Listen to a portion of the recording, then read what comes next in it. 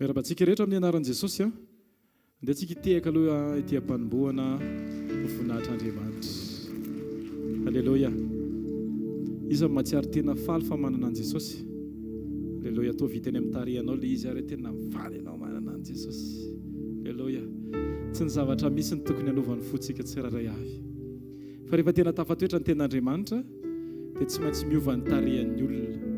Rehefa voadona ny fon'ny olona dia ny miova voalohany ny tarehany. Aza dia manokana ilay zatovy rehefa niteny tamin'i Jesosy hoe inona ny zavatra tokony ataoko mba ahafahako mandova amin'ny fiainana mandrakizay. Dia Jesosy niteny hoe izao amin'ity mifananao dia miha malahelo. Dia inona ny miova voalohany? Tarehany. Satria nakasika ny fony. Tsika koa mihoatra an'izany. Rehefa tena voakasiky ny tompo ny fonao dia ny miova voalohany eny aminao dia ny endrika ao lasa feno fifaliana ho an'i Jesosy. Ty andro anankiray ity dia andro indray izay ahafahantsika matsapa sy matsiaro ny asarobidiny izany hoe miaraka amin'Andriamanitra. Ny tena fiainana dia tsy ilay zavatra misy hoe fafinaretana mandalo, fa ny tena fiainana dia ilay fafinaretana ara-panahy mitoetra ny fiainantsika tsirairay avy. Misy pla efa vonona eo alohantsika tsirairay avy androany. Fa izao ny safidy fotsiny ataovy azo antoka fa anisany higokan'izany fanoloran'Andriamanitra izany ianao. Niza ny goka ny fahatsaran'Andriamanitra dia tsy maintsy miaina ny fahatsaran'Andriamanitra ary indrindra maneho ny fahatsaran'Andriamanitra eo amin'ny fiainana isanandro. Te hitarika anao manokana hoe androany dia fotoana anankiray exceptionnel. Androany dia fotoana anankiray izay mijery ny lanitra rehetra andinika ny zanak'Andriamanitra satria eo ny anehoan'Andriamanitra ny fahaiza-manaony. Dia efa misy anjely miomana be dia be hitehaka ny an-danitra satria ny ten'Andriamanitra dia milaza hoe raha misy mpanota iray izay mibebaka dia tahaka ny ahoana ny fifaliana ny an-danitra any. Andehantsika ame fifaliana ny an-danitra androany. Ny fanomezam-pifaliana ny an-danitra dia izao ny fiovan'ny fonao manaraka an'i Jesosy. Mety misy zavatra andrasan'Andriamanitra amintsika manena moa raha androany ilay izy nomena, raha androany ilay izy ny atao. Ataovy tena andro manamarika ny fiainam-panahinao ty fotoana andro androany ity. Aza mieritreritra ny daty sy ny volana fa mieritreritra ny fanoloran'ny tenanao an'i Jesosy amin'ity fotoana androany ity. Ndao tsika hitsangana ary sitraka ao dia hivavaka nolotra ny fotsika sy ny tenantsika ho an'i Jesosy Kristy amin'izao fotoana izao. Vavaka tsika tompoko. Ray amin'ny anaran'i Jesosy sy misaotra anao zahay. Eny misaotra anao zahay tompo. Ny amin'ny fitiavanao sy ny famindramponao ny fahatsaranao. Ny fitarianao sy ny fampianaranao anay.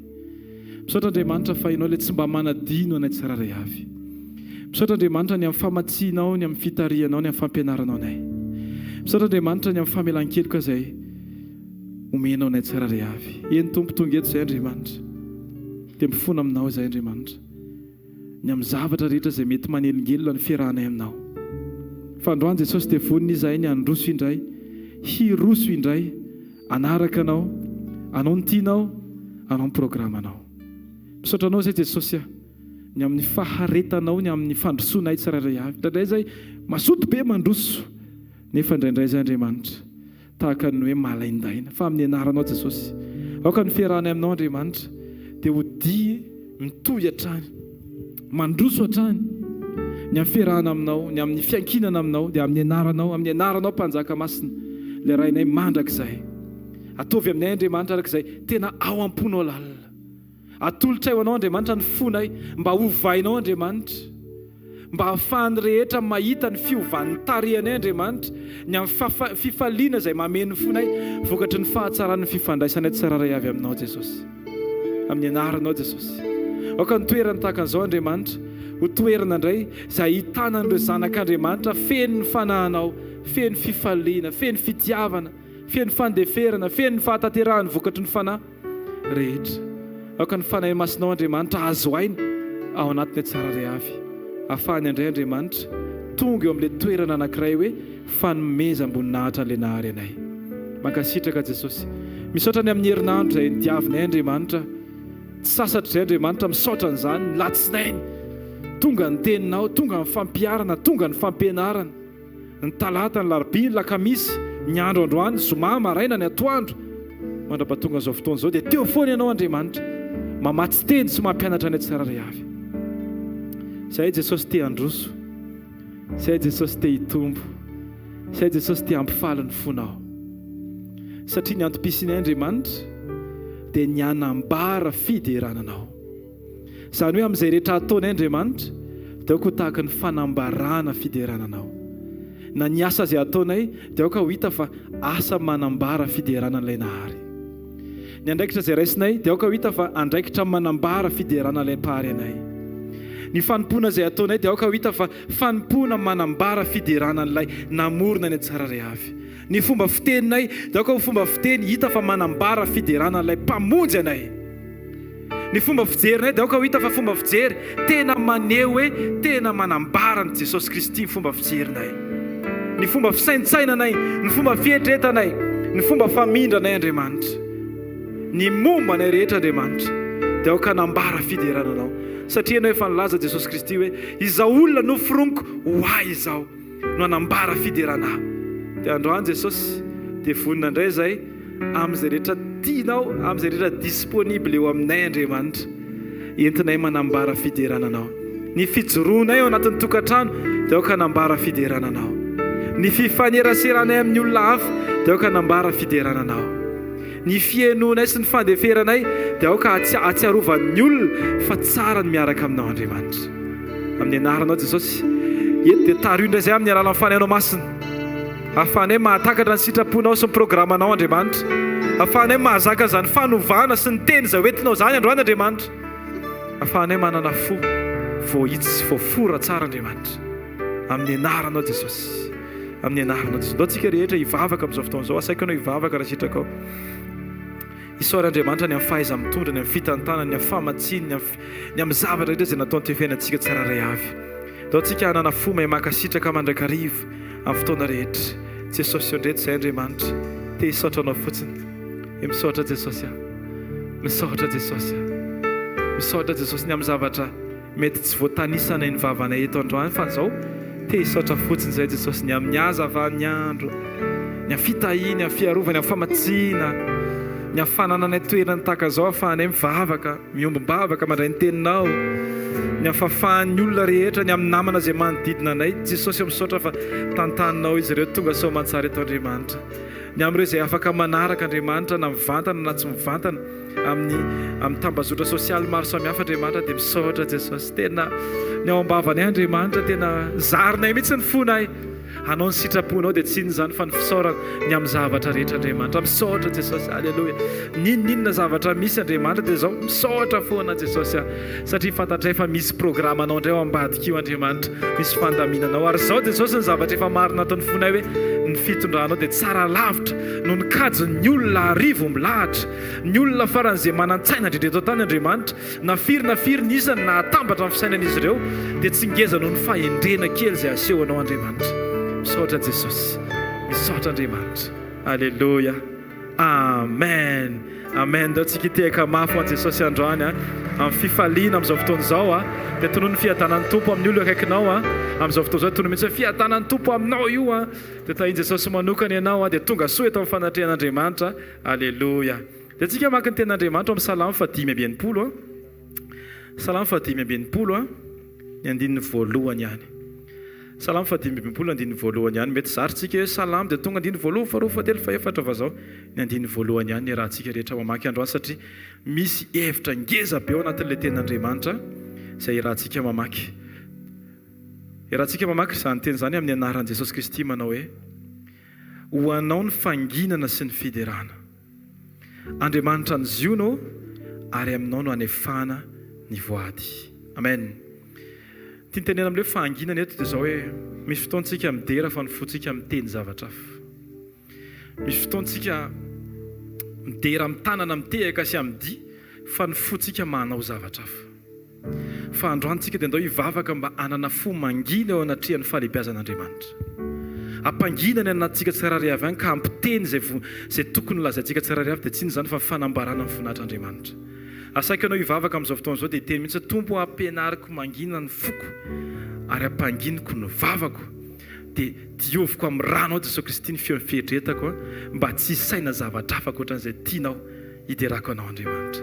Asa anaty mivavaka androany ray amin'ny anaran'i Jesosy mivavaka sa amin'izao fotoana izao Andriamanitra mba tena ho fiderana authentique pura tsara no avoaka ny tsirairay avy Andriamanitra eo anatrehan'ny zavatra rehetra dia tsy hoe sady miteranao izay no mitaky zavatra ambadika tsy hoe sady mideranao zay no manantena zavatry ny tany fa ao anatin'izany Andriamanitra dia aoka tena fiderana tena ilay andrasanao sy ilay mety aminao Andriamanitra no ataonay sy omena tsirairay avy amin'ny anaranao Jesosy, amin'ny anaranao Mpanjaka. Aoka mamasonay tsy hijery olona, tsy hijery situation, tsy hijery zavatry ny tany Andriamanitra, fa hibanjina anao mandrakarivo ary hampangina ny fonay sy ny manelingelina anao rehetra eo amin'ny fiainanay Andriamanitra, dia esorinay zany amin'ny anaranao Jesosy Kristy, mba hahafahanay araka ilay teny teo hoe manefa ny voady.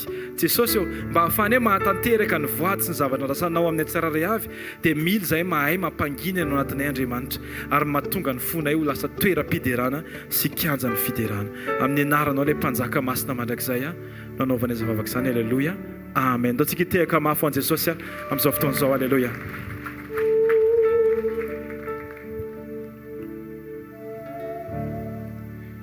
Mananja anao zahay ray malala, tonga eto mifanatrehanao zay, sokafanay ho anao ny fonay momba ny tenanay rehetra, manomboka amin'ny fisaintsainanay, fieritreretanay, atolotray ho anao ny fitepony fonay, atolotray ho anao koa Jesosy ny vavanay androany ho fiderananao. F'izahay dia singa avy tao aminao, tsy nisy izahay, tsy ary izahay raha tsy noho ianao, raha tsy tao aminao. Androany Jesosy ny lohalika rehetra no aoka andohalika eo anatrehanao, ary ny lela rehetra aoka hiaiky fa ianao ny Mpanjaka, satria ianao ny andohanay ary eo aminao ihany koa ny hafaranay. Tsy te hitady toerana hafa ankoatrany eo aminao zay Jesosy, fa eo anilanao mihitsy, eo amin'ilay fanatrehanao mihitsy no fanirian'ny fonay mandrakizay. Ndao tsika hiankoka sahady, ndao hity azy, ndao hanome voninahitra azy, tiavo Jesosy. Izy no Andriamanitra ny Andriamanitra, izy no Alfa, izy no Omega.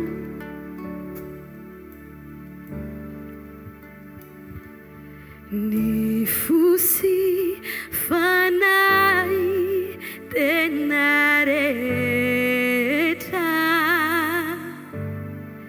tsy misy fetra,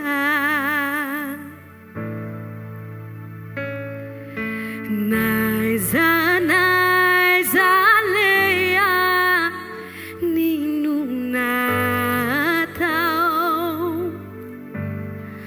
fuikiuanao hiderananao Tompo ao. Lazao hoe zao manontolo anandratra anao, zao manontolo anandratra anao. Riavo indrindra, riavo indrindra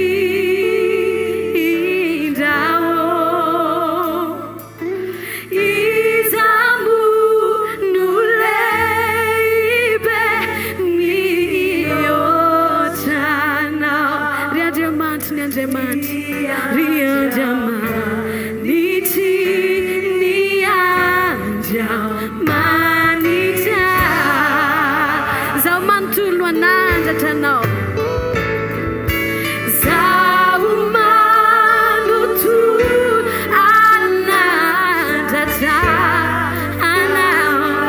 Riavo indrindra, riavo indrindra, izamo no lehibe no mihoatranao. Ry Andriamanitra, ny Andriamanitra, ny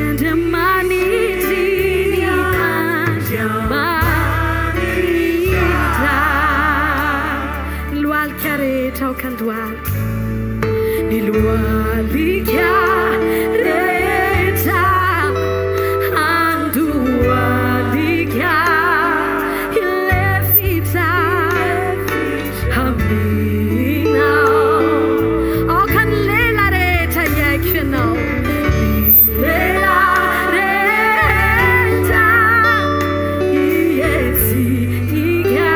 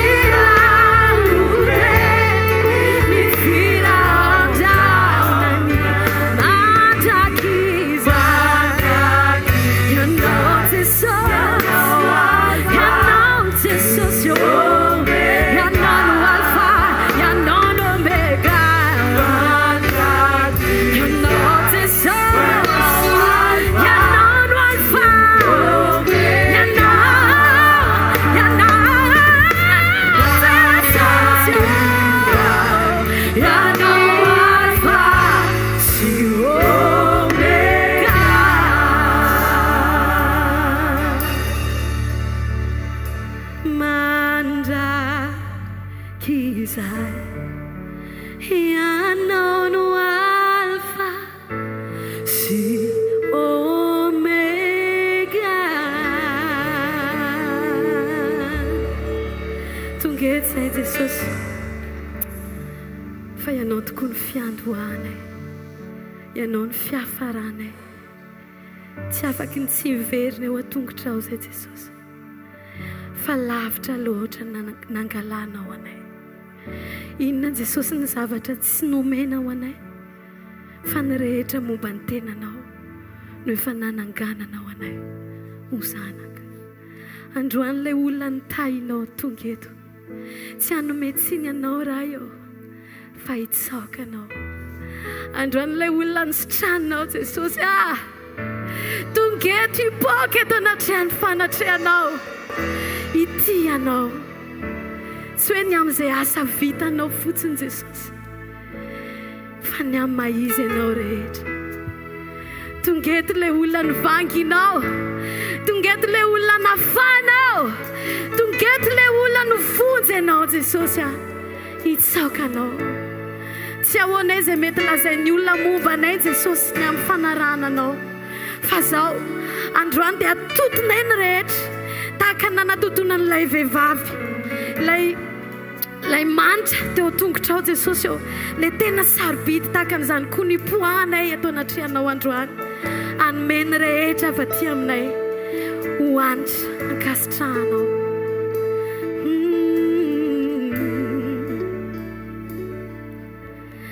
Nalainao aby lavitra loatra ve dia tsy otinao. Nalainao aby lavitra loatra fa fanaininao. Nidiantokinao ny ainako, porofony fiainako. Fa nalainao aby lavitra loatra tsy oarinao.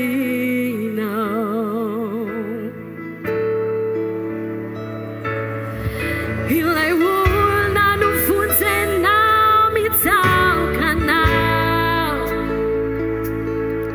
ilay olona nanaovanao zay no lazainao, fa tsy zay no lazainy olombe.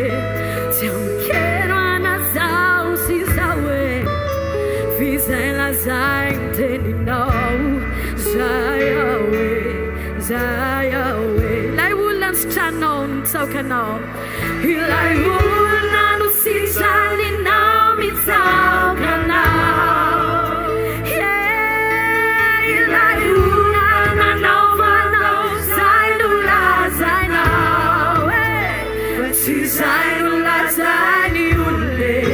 Tsy amikero anazao sy zao hoe fizay lazainy teninao, zay ahoe, zay ahoe. Nalainao aby lavitra loatra fa nofidinao,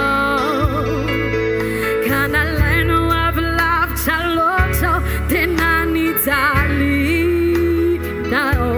Nidiantokinao ny ainako, porofony fiainako. Fa nalainao aby lavitra loatra mba ho ampiasainao. Ilay olona nafotanao mitsaokanao, ilay olona nanaovanao zay no lazainao, fa tsy zay no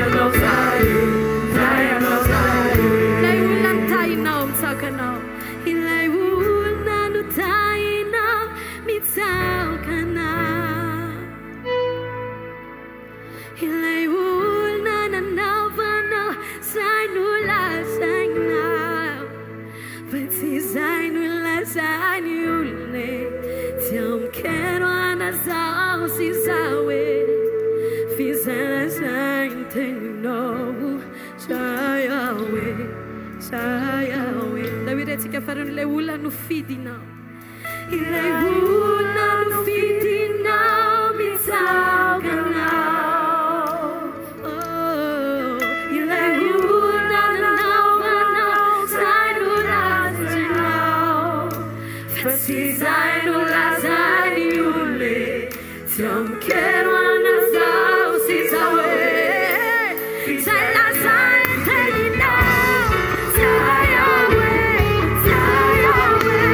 Ilay olona tsy taninao. No fifaninao mitsaokanao.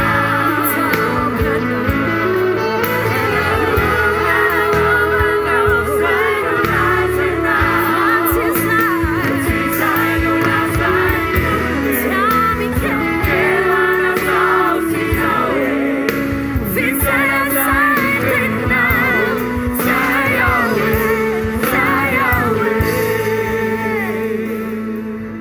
Enao ny mpiandrinay rehefa aminao zay Jesosy dia tsy manan-java-mahory.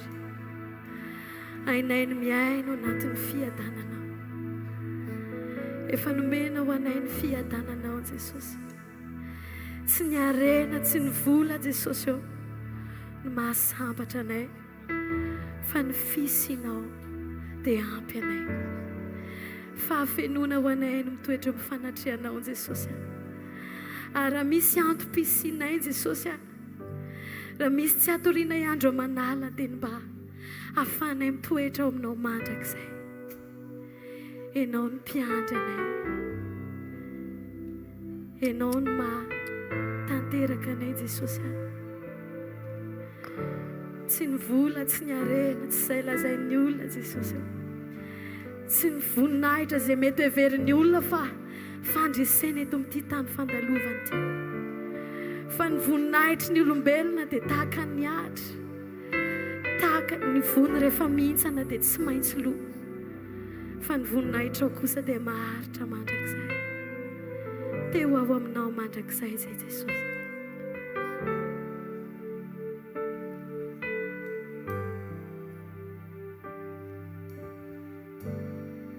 Jehovah no mpiandry ay, tsy anan-java-mahory ao, mampifandray aminy ay maitso izy.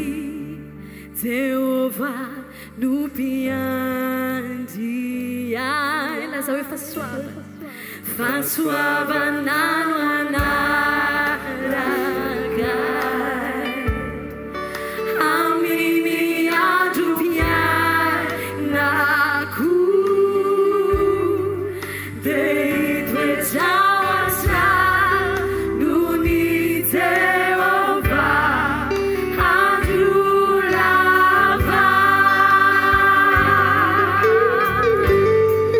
So the every now, forever.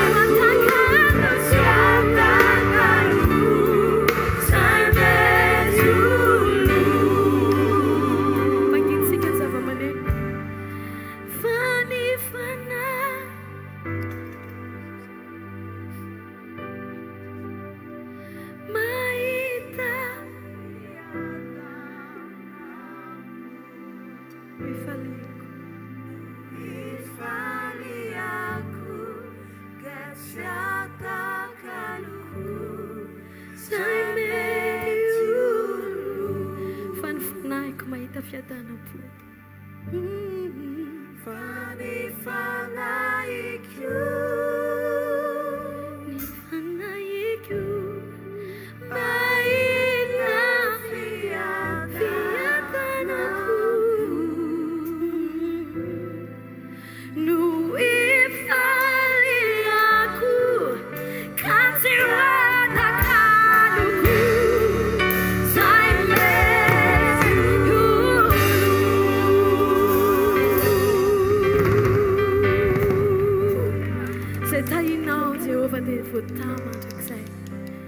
Misafidy zay Jesosy tsy hiala aminao, tsy hiala amin'ny fanatrianao, fa mikitra mafy Jesosy. Ninona mety ho lalovanay ka ho toy ny sarotra, manana ny antoko zay Jesosy fa ny fandresenay dia efa le vitanao teo amin'ny hazo fijaliana. Jesosy androany dia akinonay aminao ny momba nay rehetra Jesosy. Tsy ankina amin'ny zava-misy zay Jesosy, fa iankina amin'le anarana tokana zay mavonjy anay, dia ny anaranao reriany Jesosy io. Ianao ilay misaina fananganana isan'andro, ianao ilay misaina fiainana ho anay, ary tsy fiainana mandalo fotsiny fa fiainana mandrakizay. Akinay aminao ilay tsy azo ampiororona ny momba anay rehetra Jesosy, satria fantatray fa ianao reriany Jesosy no afaka mavonjy anay tanteraka. Nasarotra ny lalana alay, tsy azaka anay tsy andeha, na etika na latsa Yesoko, tsy mampaninona mavesatra ny efanetiko,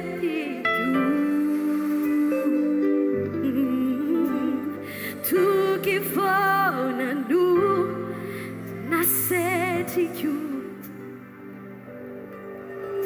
tsy taitao fireo zay ratilo, te ampivadipo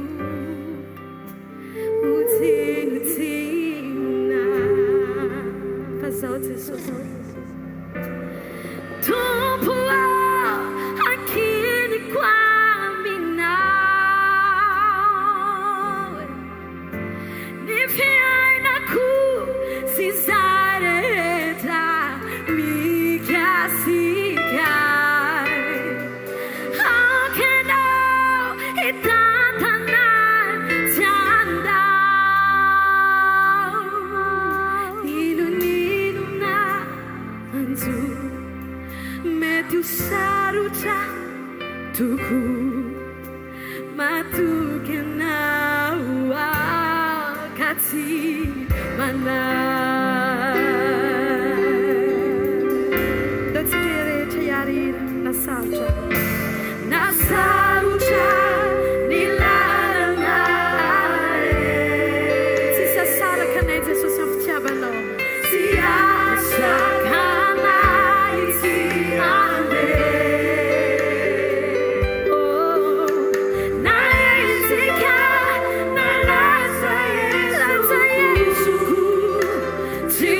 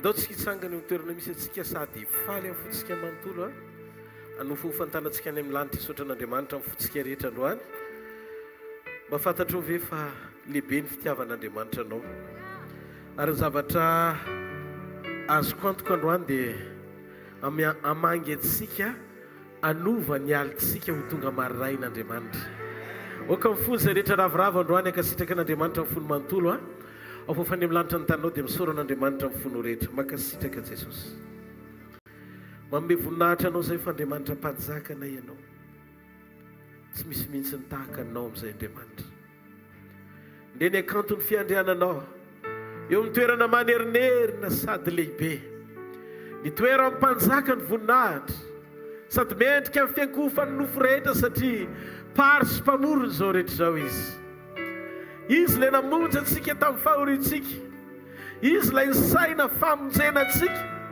talohan'ny fanorenana n'izao tontolo izao sy ny zavatra hitrangany amin'ny hoavy rehetra izy ilay izy atraitraika ho manak'izay lolona 4 miankohaka manoloana ny seza fiandrianana ary manipy ny satroboninany eo atongony ary mitsaoka sy milaza hosana amin'ny avo indrindra ho an'ilay mitoetra amin'ny seza fiandrianana mandrakizay fa masina Jehova tompony maro eniky ny voninahiny ny tany rehetra ndety ny olonao androany arivo makasitraka sy manome voninahitra anao manandratra amin'ny fony fiandriananao sy ny fahatsaranao fa mpanjaka mandrakizay ianao aoka ny fiandriananao hitoetra sy hanapaka amin'ny taranak'olombelona hatramin'izay fara mandimbo avy ny ankehitriny ary lasa taloela samy laza rehetra ary akohaka eo anatrehan'ny fahamarinanao fa mendrika ianao mandrakizay halleluja ndao tsika ity tanana mafy beo an'Andriamanitra ndao tsika ity tanana mafy beo an'Andriamanitra vorakoraka mafy beo Jesosy halleluja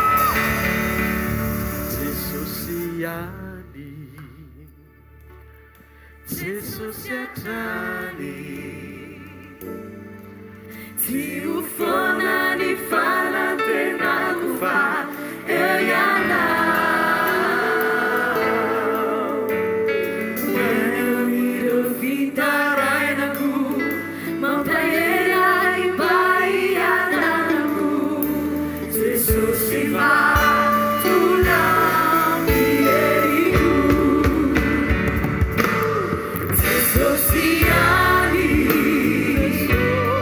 Jesosy hatrany tsy ho foana ny fanantenako fa ianao eno ireo fitarainako mampahery mba ianarako Jesosy vatolamy eriko Jesosy ani Jesosy hatrany tsy ho foana ny fanantenako fa eo ianao eno ireo fitarainako mampahery mba ianarako Jesosy vatolamy eriko eno ireo fitarainako mampahery mba ianarako Jesosy vatolamy eriko miaina ireo fitarainako miaino ireo fitarainako mampahery mba ianarako Jesosy vatolamy eriko Alleluia! Tanatsika velona Jesosy mandrak'izay ny fiandrianany mandresy miaraka aminy nao tsika tia tanana mafy be ho azy halleloia maza ho toerana toko mety hoe variantsika androany ariva fa misy vahiny avy any Polande miaraka amintsika eto rahalahy sakaiza havana halleloia olona mahafinaritra manompo an'Andriamanitra ireo resy lahatra tsara amin'ny Jesosy Kristy nandray fahagagana avy amin'ny Jesosy ndao hitia tanana mafy be ho an'Andriamanitra alohan'ny izarako ny ten'Andriamanitra dia mamelalo fitiniko fotoana fotsiny fa volombelona ny zaren'izy ireo ny anankiray amin'ny zareo atao hoe ursira ny anarany dia nitratrana problème na sofina dia efa nahazo rendez-vous fa atao opération dia zay ny antony natonga azy niona tamin'i Jesosy dia rehefa nisy nanonona teny fanasitranana ho azy dia tsy nino izy dia izy zany koa ve dia ho tanteraka eo amin'ny fiainako fa mba eny atao amenina zany quand même satria tsara kokoa ny tsy atao opération fa sitrana toy izay mandalo opération vao sitrana dia ho an'Andriamanitra rery ny voninahitra halleloia verina tany amin'ny dokotera izy dia nitarafina le sofina tsy mila atao opération fa sitrana ianao atsika tia tanana mafy be ho an'Andriamanitra nanomboka hatreo izy dia nanomboka nanolo tena hitory filazantsara dia resy lahatra izy fa natoron'Andriamanitra taminy misy nosy any akaiky ny Afrika atao hoe Madagasikara dia tonga izy eto Madagasikara manefy zany asa fanompony zany hitory filazantsara ihany koa ndao hitia tanana mafy be ho an'ny Tompo manana testimoniana vavolombelona be daholo izy telo menadary eo fa omentsika fotoana izy amin'ny fotoana manaraka izarany an'izany eto anivontsika manina hitantsika tsirairay avy Andriamanitra sotra betsaka anareo tonga somatsara eto anivon'ny ministera ny hvkl-mission international hotahiny tomponareo ndao hitantanana mafeo an'ny tompony amin'ny fahasoavana zay ampiasan'Andriamanitra sy etsoin'Andriamanitra ny zanany tsirairay avy salamo fatelopolo ny andiny ny fahadimy Hozy izy ny ten'Andriamanitra hoe fa indray mpimaso ihany ny fahatezerany, nefa mandritry ny andro iainana kosa ny fankasitrahany. Amin'ny hariva dia misy fitomanina tonga hivahiny amin'ny lokal, fa noho ny maraina kosa dia misy fiompiana. Za teteny aminao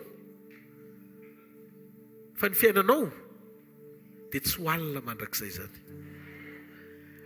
Ao anatin'izay alina letra lalovantsika dia tadidio ty fahamarinany ity, misy maray-piobiana miandry anao. Angamba mbola mety mafy ny zavatra mitranga lalovanao, dia izy ianao mbola le anatin'ny aizina zany Andriamanitra. Fozy izy ny tenin'Andriamanitra androany, efa manomana maray-baovao ho anao Andriamanitra. Fa ahoana ny zavatra, inona ny tia Baiboly ho tenenina? Androany tsika zany iaina le tenin'Andriamanitra nampitondraina ny lohateny hoe ilay alim-panomanana maraina ho anao.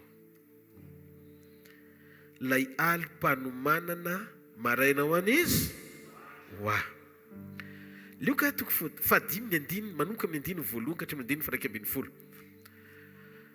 9 dia milaza ny Baiboly hoe ary raha ny fanizina tamin'ny vahoaka mba hiaino ny tenin'Andriamanitra dia nijanona teo amoron'ny fariny Genezareta Jesosy. Daony io 9 fotsiny dia efa mizavatra tian'Andriamanitra ho lazaina sy anairana antsika. Ny fanizina ny olona mba hiaino ny tenin'Andriamanitra. Dia hozy izy ny tenin'Andriamanitra, nijanona Jesosy. Ato anaty Baiboly tsy mbola nahita Jesosy nijanona zany, janona ho azy tsy najanona. Ho an'ny olona izay mitady fanasitrana ohatra ny Bartimeo ohatra, dia niantsoantso vao nijanona Jesosy. Le vehivavy narano nandritra ny 12 taona teny an-dalana, Jesosy nandeha dia mirakla niraisina tamin'ny fikasiana ny akanjony avy aneriana. Zany hoe Jesosy tsy mijanona mihitsy zany, fa mandeha foana. Fa teto nahavariana fa nijanona Jesosy. Inona ny tia Baiboly ho tenenina?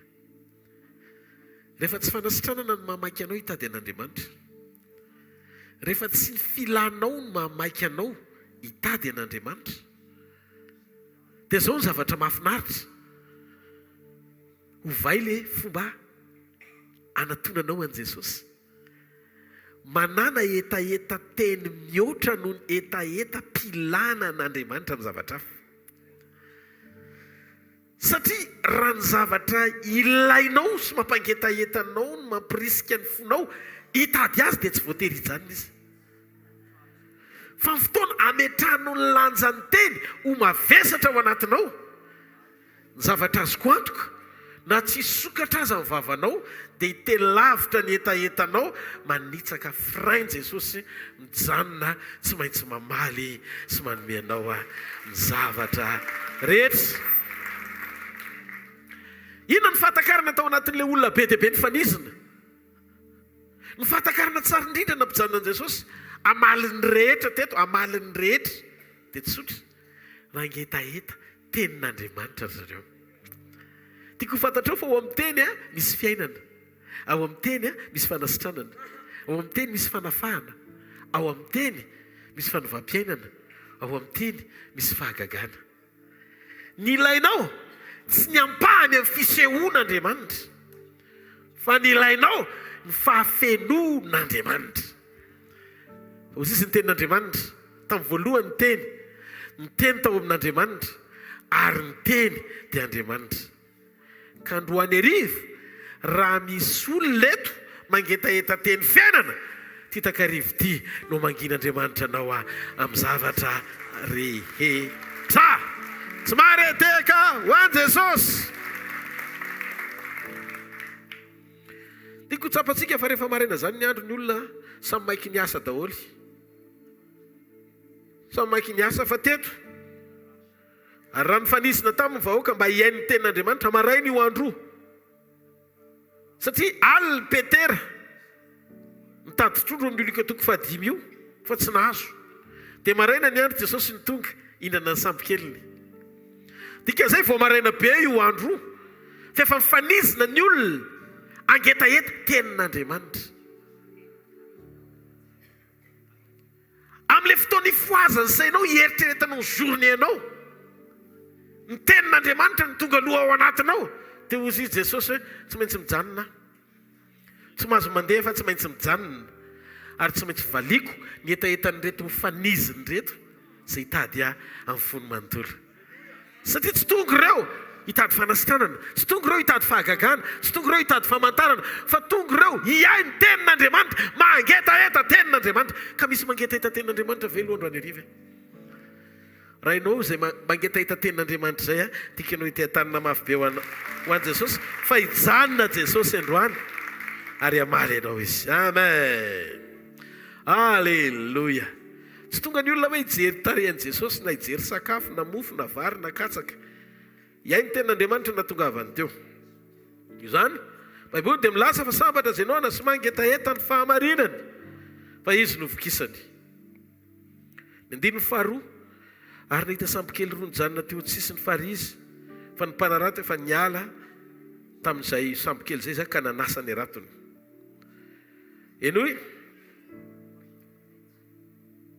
Jesosy nijanona rehefa nijanona Jesosy dia nahita mpanarato manasa rato midika fa tsy nahazo ninninona zany zareo reo ary orinasa io dia voalaza fa orinasa amin'ny Petera le izy ao amin'ny andininy fahafolo amin'ny Luka toko fahadimy io dia nilaza amin'ny Baiboly ary toy izany koa Jakoba sy Jona zanak' Zebedio izay niombon-draharaha mpiray business tamin'ny Simona ny Petera toy Jesosy tamin'ny Simona aza matahotra hatramin'izao ankehitriny izao dia olona koa no azonao Jesosy zany nijery any Petera teo Jakoba sy Jona fa Jakoba sy Jona mpiara miombonantoka amin'ny Petera dia nanantony Jesosy Petera zany teto dia atao hoe mpanarato ny asany nanana associé lahy izy atao hoe Jakoba sy Jona sambo kely roa nentin' zareo rehefa tonga Jesosy ny sambo kely ny Petera no nisarika amin'i Jesosy tsy nandeha teo amin'ny Jona sy Jakoba izy fa tao amin'ny Petera amin'io efa nanomboka nanasa rato ary rehefa manasa rato ny mpanarato vao maraina be dia tsy nahazo ninninina izy zay diky fa olona anankiray tena faran'izay niasa saina ny niona tamin'ny tompo voalohany mavesatra tamin'ny Petera niatrika amin'ny fodiny satria ny ankonany miandry izay trondro azo mba ho avadika vola ivelomana ho tokantrano ny sakafon-jaza etsy an-daniny ny écolage eo ihany koa ny tsiramandry zareo any fa zao ny zavatra nitrangana nasa rato izy tsy nety zany ny tontolo andro ny Petera mitindray mitoraka ity satria maraina tsy mahafinaritra le maraina ny Petera manokana kivy ketraka ry zareo satria tsy nahazo na inona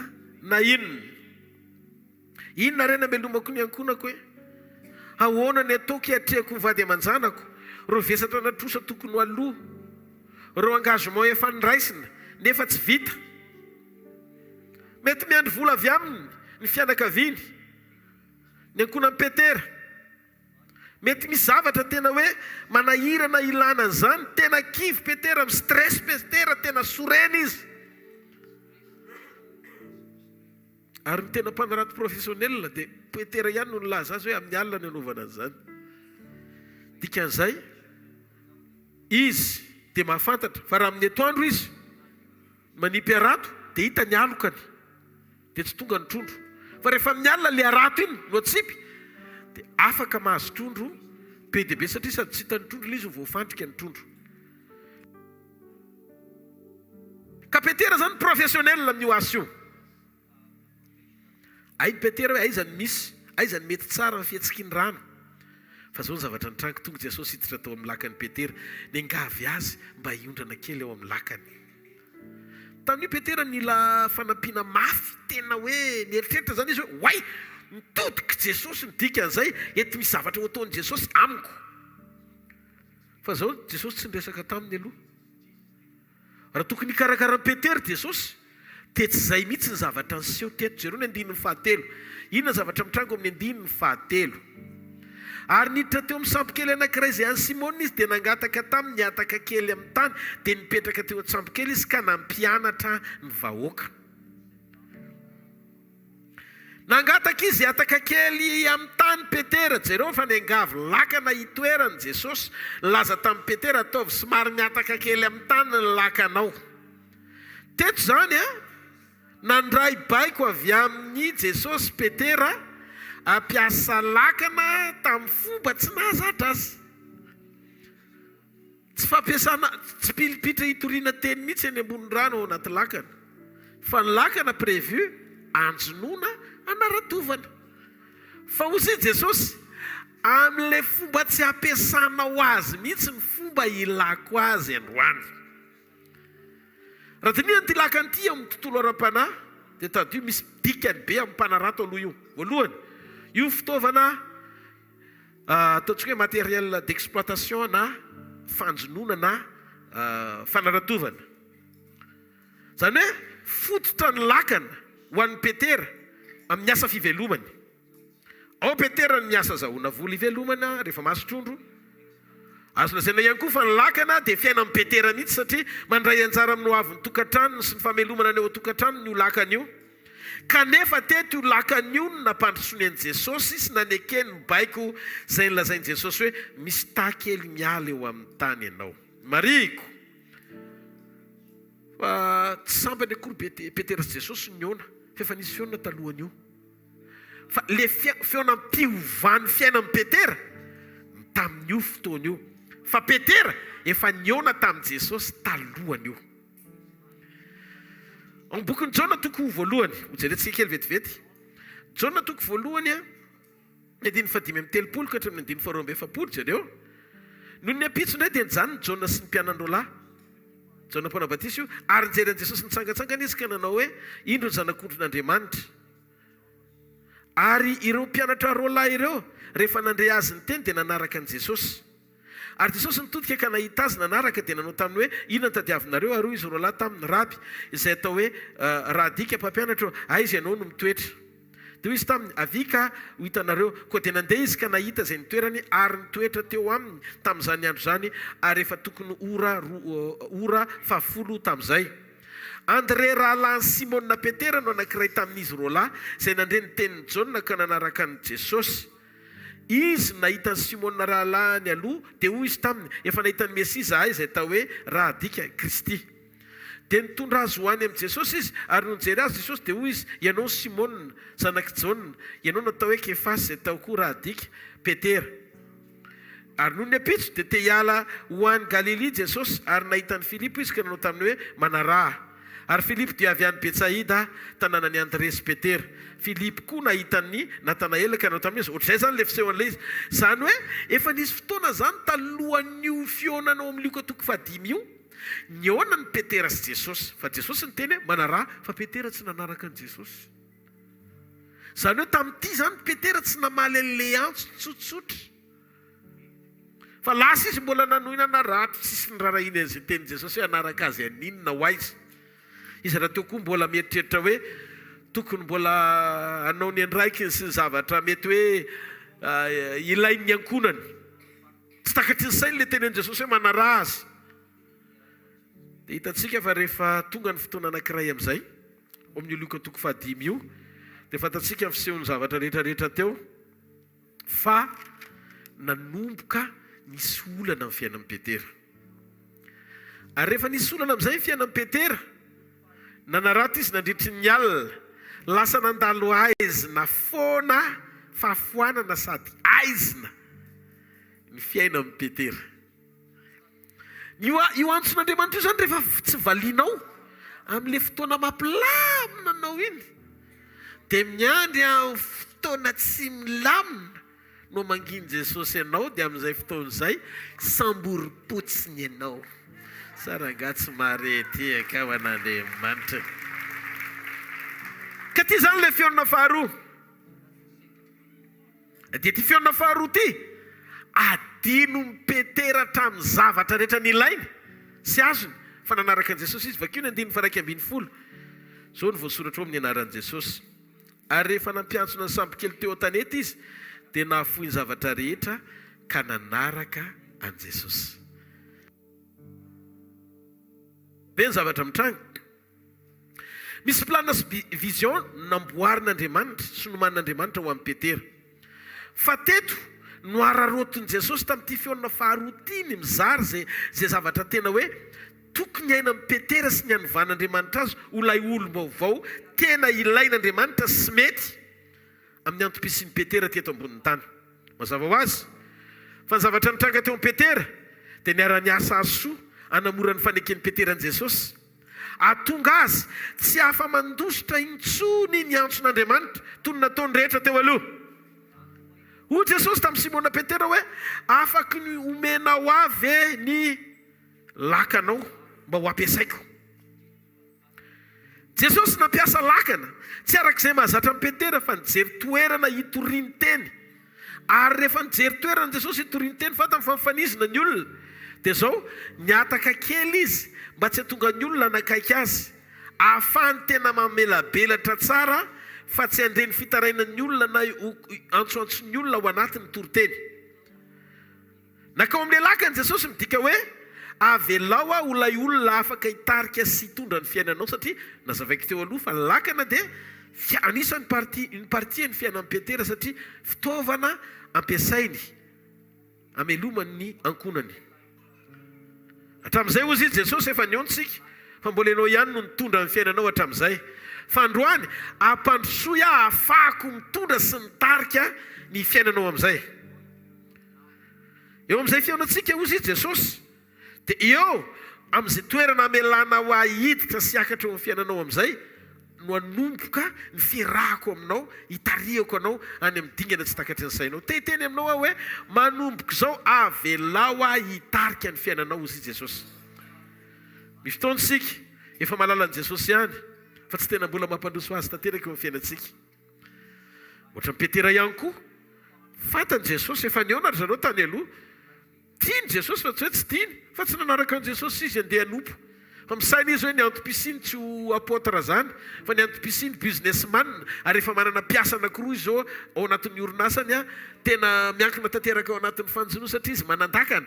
Dia Jakoba sy John tsy tena mbola nanam-pahefana ifeny fiainan'ny Petera sy hanapaka ny fiainan'i Jesosy.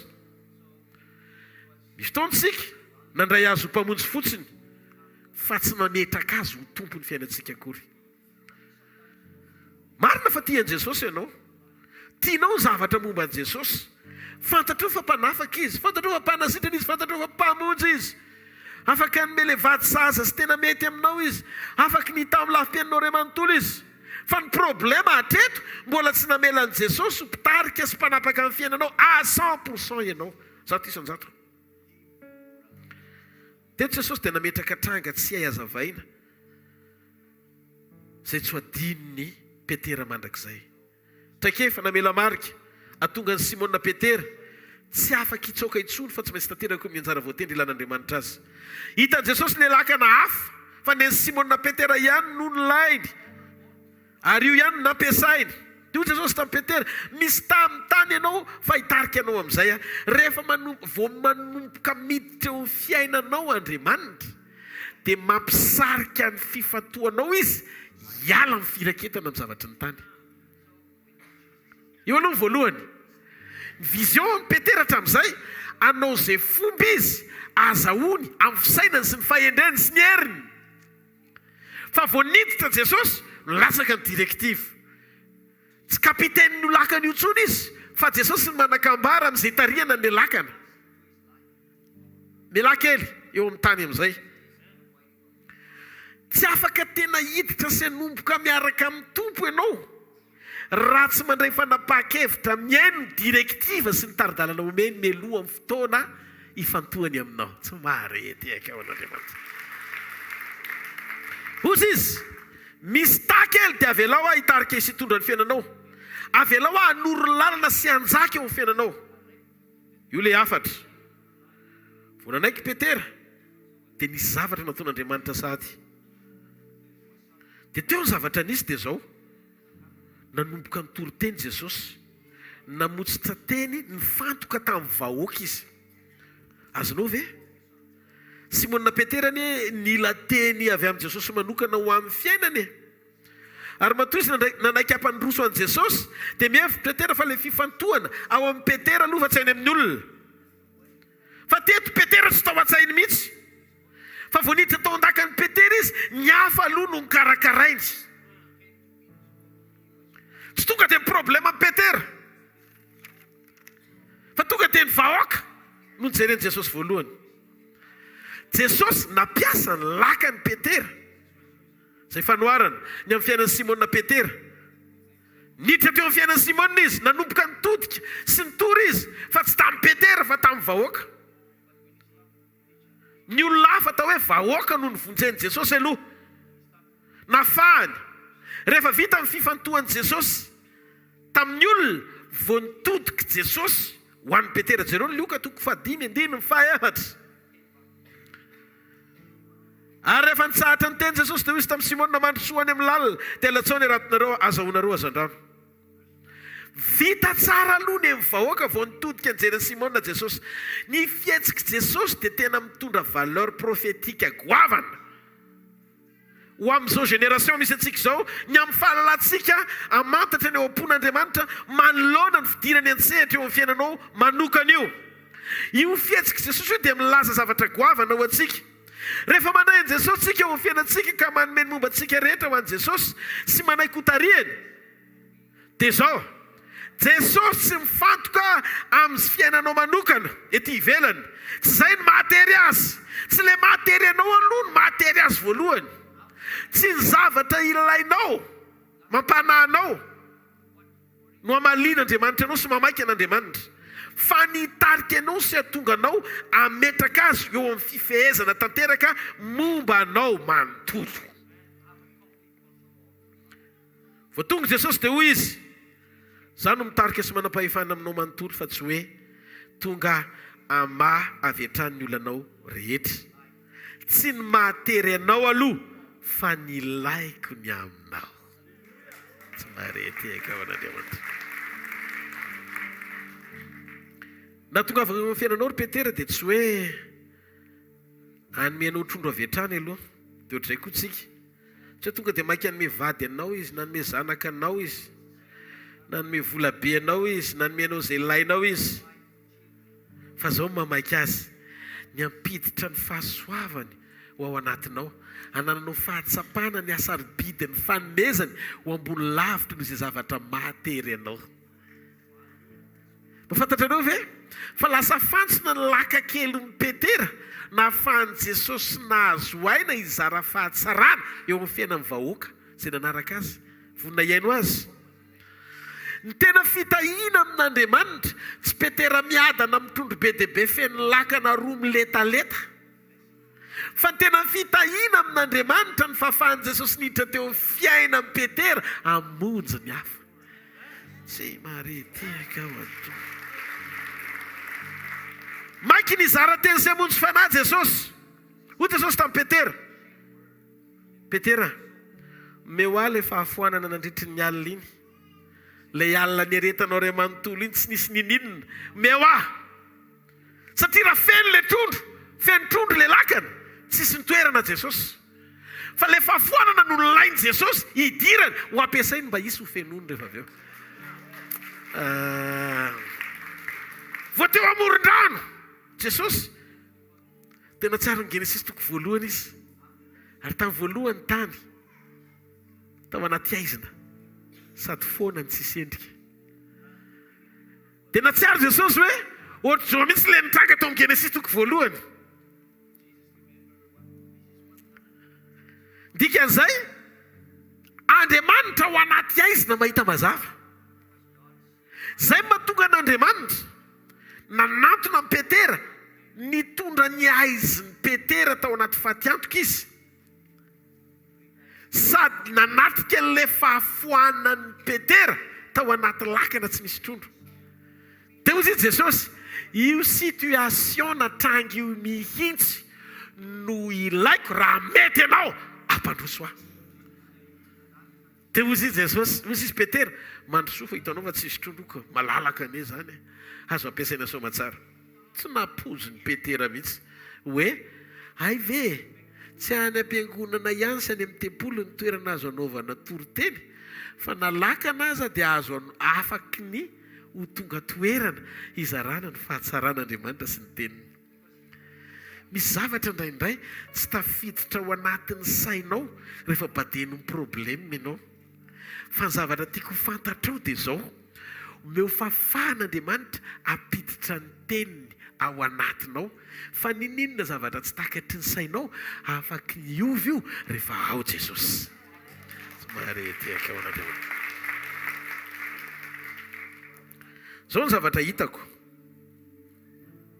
Le alina manontolo ny aretan'ny Petera iny, tsisy ninina ny tranga dia izao. Niandry Andriamanitra ny etsiky ny fanahy. Satria eo amin'ny toerany aizy no amin'ny Genesis toko voalohany no ny fanahin'Andriamanitra amin'izay nambomba tambonin'ny rano lalina. Nietsika ny fanahy dia misy fanontaniana hoe fa raha eo zany ny présence ny fanahy masina, maninona ny tsisy fiovany eo?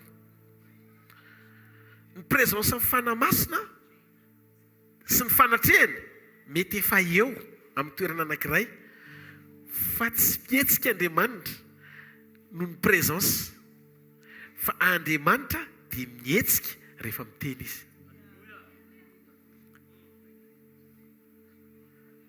Ozy izy nijoena toko fahatelo any amin'ny andro farany ozy izy amin'ny andro farany nandatsahako ny fanahiko amin'ny nofo rehetra. Toerana anankiray zao ty trampokon'olo ty androany.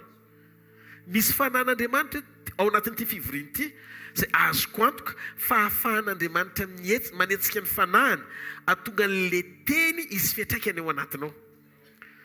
Ahoana moa le teny, ahoana moa mahatonga ny hoe misy etsiky ny fanahy ao amin'ny parole. Tsy le teny renao rehetra mahatonga n'Andriamanitra mietsika, fa le teny tonga révélation ao anatinao. Lasone misy zavatra tiako alairana antsika.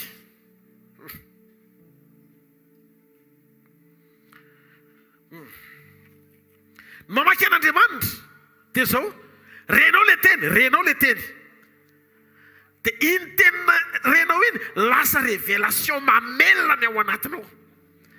Raha vao velomy teny ny ao anatinao, mietsika ny fanahy masina, manamarina an'izay teny latsaka eo ho tonga vokatra azo tsapahitanana. Zay ny atao hoe fahagagana.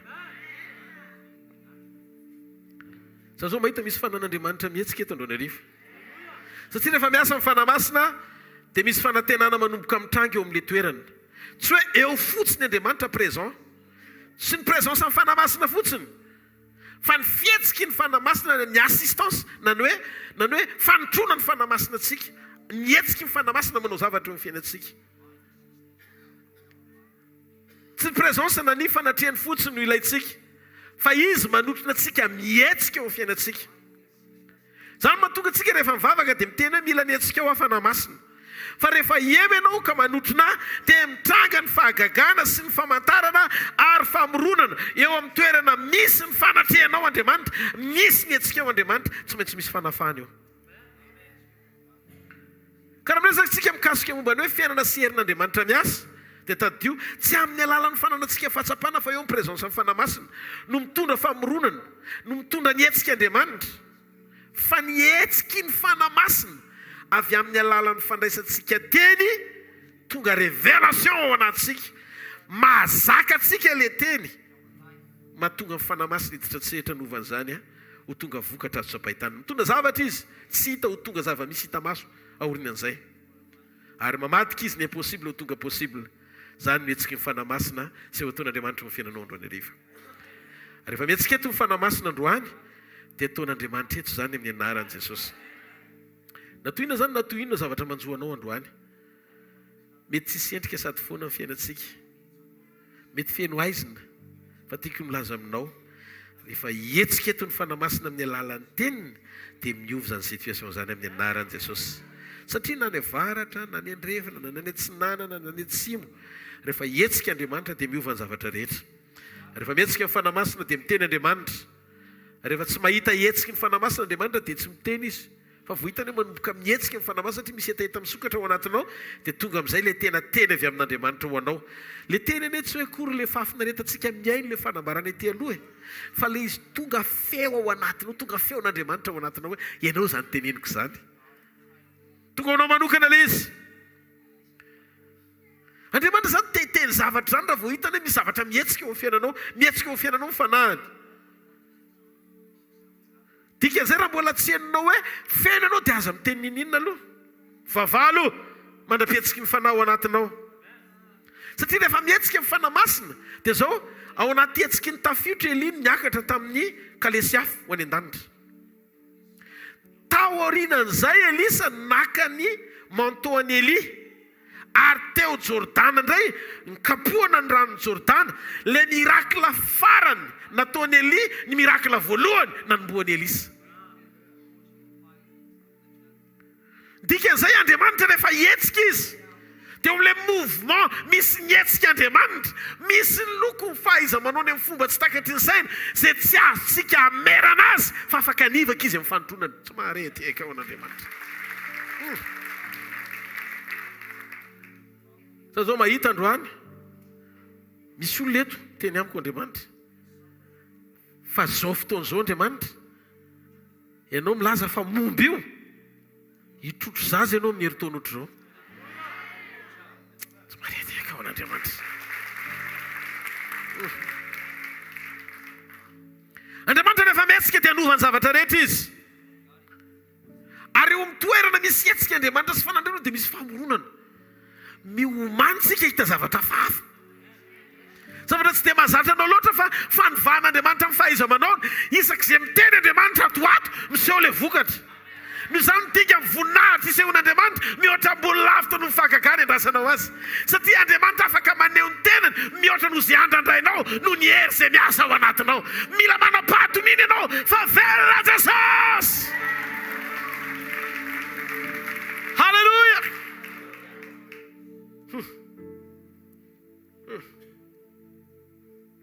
Andriamanitra tsy hita maso izy. Na foana tsy misy endrika aza ny tany. Andriamanitra tsy mijery izay hitan'ny olona.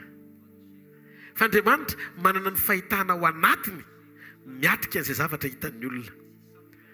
Zany mahatonga anahy manaitra anao androany aza miraharaha vavan'olona. Ny olona manan-kolazaina aminao foana. Courage ianao. Tsisy antony tokony henonan'izy zany fa rehefa tsy mampandroso anao izay zavatra eny am-bavan'ny olona, tsy izay lazain'ny olona fa izay lazain'Andriamanitra ihany. Andriamanitra dia tsy mampiasa tenin'olona momba anao, tsy avy amin'izay lazain'ny olona Andriamanitra mandray mesura. Tsy lazain'ny dokotera mijery anao ihany koa no hitan'Andriamanitra momba anao, ary tsy lazain'ilay pakala mitady anakivy anao reny no hitan'Andriamanitra momba anao. Ny olona tsy mahita fa tsy le maizina teo, le tsisy endrika sy fahafoanina teo, fa Andriamanitra mahita fa hvkl-mission mazava. Te hiteny aminao aho hoe mbola tsy vitany aminao, velomo ny fanantenana, fa raha mbola velona iny ianao afaky ny karakaranao Andriamanitra tsy maharety eka ho an'Andriamanitra. Halleluja. Halleluja. Mety tsy misy endrika, mety foana amin'ny fiainako fa mbola tsy vitany amiko. Ny tsy fisiany vola tsy midika hoe ritra tsy manam-bola intsony eny an-danitra. Mety tsisy olona intsony koa afaka gnienanao satria izay lazainao rehetra ohatra tsy zaka olona fa ohatra ny teny manindrona foana na dia teny manafaka azy. Mety mafy be ny ataky, maro ny vavan'ny olona, fa mbola tsy vitany aminao. Fa reko izao hoe androany hariva hihetsika eo amin'ny fiainanao Andriamanitra. Misy fanafahana eto mamadika ny impossible ho tonga possible.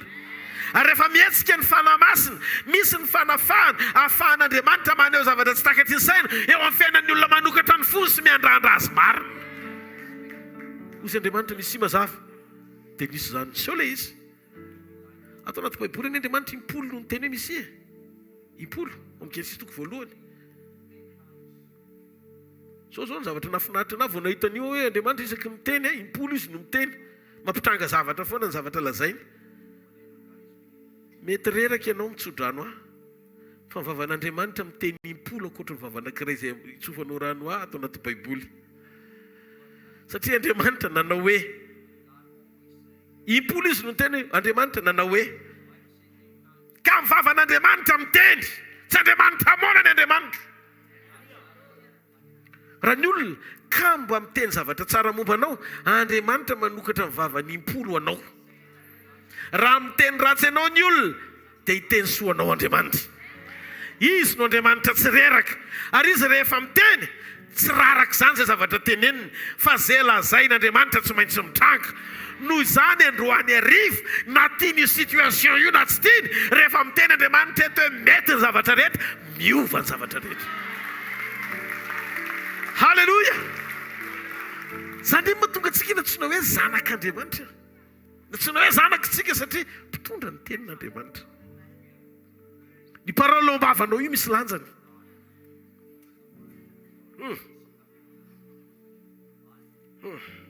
Za mahita an'Andriamanitra tsy reraka mita zany izy, tsy reraka mitsodrananao zany izy, tsy reraka mamorona zany izy, tsy reraka izy miantso amin'ny fisinany zavatra mbola tsy hitan'ny masonao nefa misy. Noho izany mpampitranga zavatra sarobidy sady tsara be dia be noho fahasoavana izy. Rehefa miteny Andriamanitra mifantatra dia miova ny zavatra rehetra. Raha marary izy ianao tonga eto dia miteny fanasitranao anao androany sitrana amin'ny anaran'i Jesosy. Le olana be ozy ianao toa mitady tsy vita mihitsy androany arivo, Andriamanitra efa miasa izy any ambady. Misy anjely be dia be fa mandamindamina zavatra be dia be. Amen. Mivaza ny olana zany, amen. Io VIH io manjavona amin'ny anaran'i Jesosy. Io cancer io miaisitra amin'ny anaran'i Jesosy. Ninona mahatapitalaka le anao, Andriamanitra mahita tany maina ao ambany rano izy. Efa nolazaiko teto fa maninona ny tany maina fa tsy tany mando. Satria rehefa Andriamanitra amoaka anao dia tsy tia ny hita ny fahavalonao ny trasy ny tongotrao. Eo ambony tany maina tsy hita trasy ny tongotrao. Zay mahatonga ny zareo fanina efa tafavoaka ny zanak'Israely satria tsy hitany mihitsy, tsisy mando aiza ny tongotra ohatranao, aiza ny diana chariot, tsy hita. Hitanareo le hoe lala masaka, hita ny andehanana. Zay mahatonga le izy tany maina fa tsy tany mando. Dia zao problème, zareo nieritreritry hoe nanitsy ny zanak'Israely, niditra tany anaty rano zareo dia voakasika ilay rano, tonga dia mitosaka, dobo tao izy menakavy. Any amin'ny lalina tsy tokony ho alehany nandehanany. Fa valijamba ny manenjika anao. Efa voahitsaka Jesosy ny lohany talohany aty.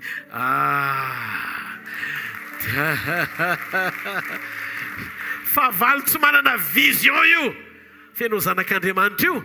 Men'Andriamanitra anao ny fahafahana ahita izay hitan'Andriamanitra, isainy izay isain'Andriamanitra, ary anao izay zavatra mpanaoviny raha ianao. Amen.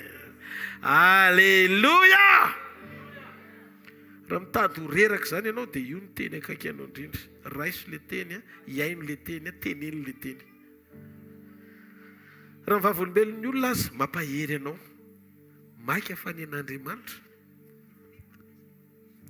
Misy zavatra ataon'Andriamanitra amin'ny olona mampahery ianao. Dia mamakiny e baiboly dia mba mijereza vavolombelona amin'ny zavatra ataon'Andriamanitra. Ao amin'ny teny ny vavolombelona impolo, Andriamanitra no miteny hoe misy. Ary Andriamanitra no miteny hoe rehefa niteny Andriamanitra dia inona zavatra niseho?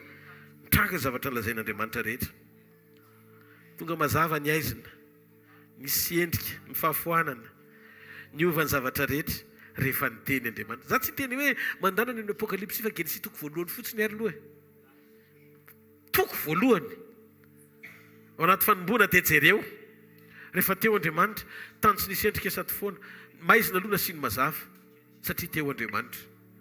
Avy indray tsisy endrika, foana ny tany sady tsisy endrika, nasiany endrika ny tany, lasa mahafatifaty be ny tany. Ianao zao te handeha ho any ambanivohitra satria mahafinaritra be ilay tendrombohitra, rano, manjary tia manao voyage ianao satria misy endrika ny tany. Dia resaky mijery ianao zany ny akantony voary rehetra dia mahatsiarovy ianao hoe nisy ny teny talohan'ny poiran'io fa tsara nita amin'ny masoko.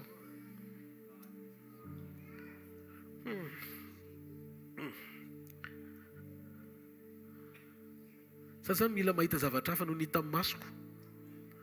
Satria le hita amin'ny masoko mahazatra iny daholo ny hitan'ny olona, maizina, foana, tsisy endrika. Ny olona rehetra mahita an'izany daholo.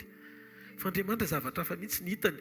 N'Andriamanitra tsara be ny endriky le tany a, feno voninahitra be le tany a, misy mazava eo fa tsy aizina, ohatr'izany ny hitan'Andriamanitra. Dia ianao zany a mila mahita miaraka amin'Andriamanitra ao anatin'le zavatra mifanohitra atrehanao iny. Aza mety miteny aretina sy fariseny zany. Tsaroa fa efa vita teo amin'ny azo fijaliana ny zavatra rehetra. Mandana miteny izay efa vitan'Andriamanitra fa aza mitanisany izay zavatra mbola tsy hitany masonao nefa efa vitan'Andriamanitra sy nataonao anao. Lehibe izy.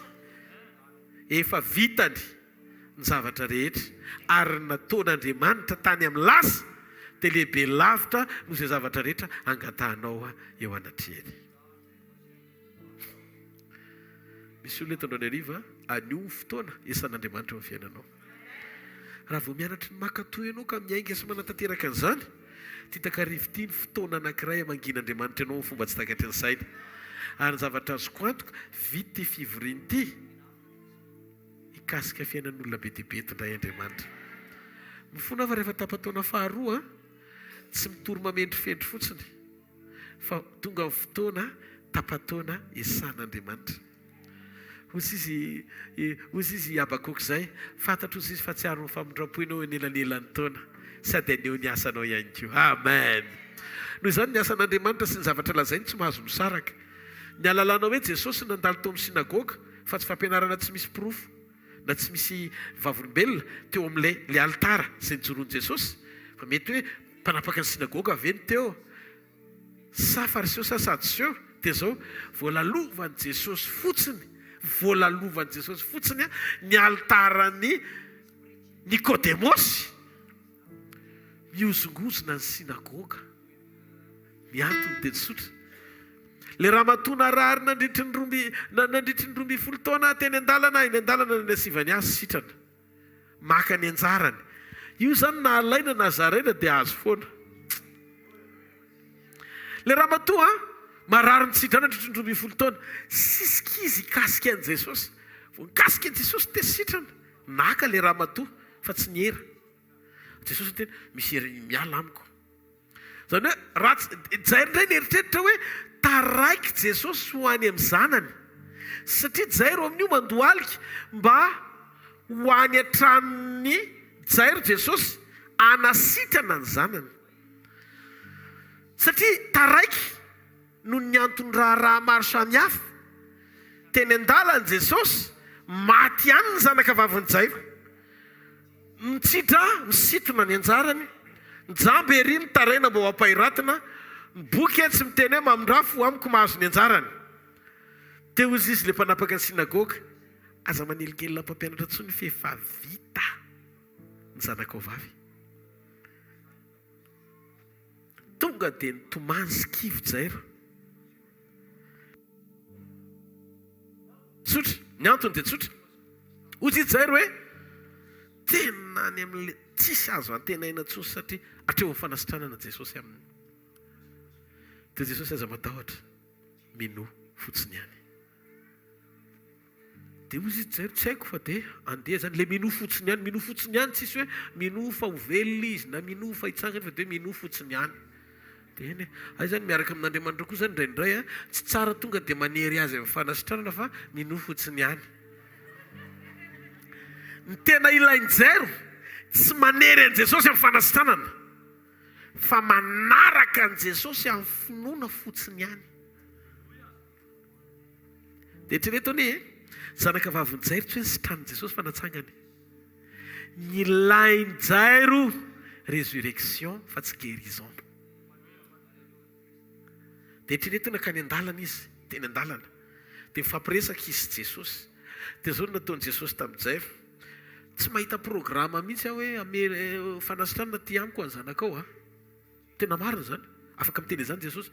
Tsy mahita programa mihitsy hoe misy fanasitranana ty amiko any zanakao.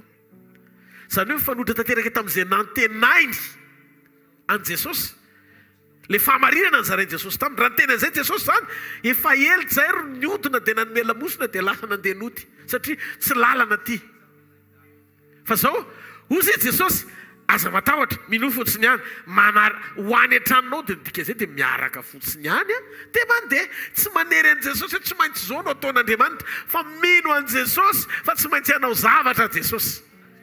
Ary le finoana tsy hoe omolotra fotsiny fa manaterany ao anatinao fa ny anjarako avy amin'ny Jesosy tsy voatery amin'le anereko azy fa azoko antoka koa ary apetrako amin'le tiany isehoana amiko. Dia tonga tany hatramin-jairo tsy fanasitranana na lalan-jairo an' Jesosy fa fananganana amin'ny maty. Teteny aminao misy zavatra be dia be tian'Andriamanitra ho atao ao anatin'io alina io zay lalovanao. Andriamanitra manana maraina vaovao tian'Andriamanitra iomehezanao. Izy farany io ranomaso lava tsy nijanona hatramin'izay io. Mpamafa ranomaso le zaraiko aminao hoe Jesosy no anarany. Vao mahita leo mitomany paoriny dia tsy mahazaka. Eritreretinareo sendra nitomany reny vadiny Jairo satria maty ny zanany. Nifafany Jesosy ny ranomasina sa tsy nifafany? Fafany. Teo mba vadiny naina andehandevina le vehivavy mpitondra tena ny zanany latokana feno fahalelovana be mifanany satria mivady vao maty vao vetivety iny koa ny zanaka nanaraka. Fa hozy Jesosy vakio ny Baiboly, hozy Jesosy aza mitomany ny fafany ny ranomaso. Halleluja. Ka Jesosy zany mpamafa ranomaso ka mety misy ranomaso ny lokal hatramin'izay. Fa vao nahita amin'ny Petera izy hita ny kivy be Petera mitambesatra be ny volan'olona ny zavatra mbola atao be dia be. Jereny Jesosy hoe tenana dia hitany hoe tena efa reraka Petera ny ona tamin'i Jesosy. Mahafinaritra amin'i Jesosy ny olona miona amin'i Jesosy tsisy olona tsy reraka izany aloha. Raha dinona zany sakaizan'i Jesosy reraka, vizana, ketraka, marary zany daholo manodidina azy. Fa mahavariana Jesosy tsy leo mihitsy. Hoe misy olona zany hitanao hoe ino fa miala ny volio lalana satria nahoana hitaraina indray izy. Jesosy tsy ohatr'izany. Mahavariana fa na eo ambavahady azy dia mbola ranomasina mifanena aminy. Fa rehefa tonga eo Jesosy satria eo izy dia hozy Jesosy aza mitomany. Andro ny hariva atsaro ny ranomasonao feno fifaliana ao anatinao. Na mijeny Jesosy ianao dia ambony lavitra noho izay zavatra angatanao eto.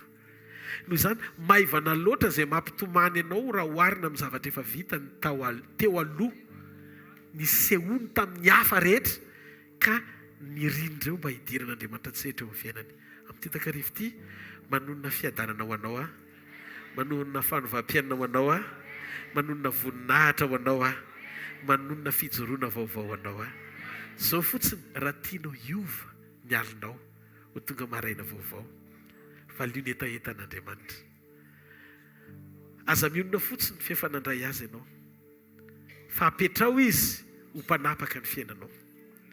Tsy aza finaritra fotsiny hoe mahay zava-mahagaga izy fa meteza mpanaiky ny fo ao anatinao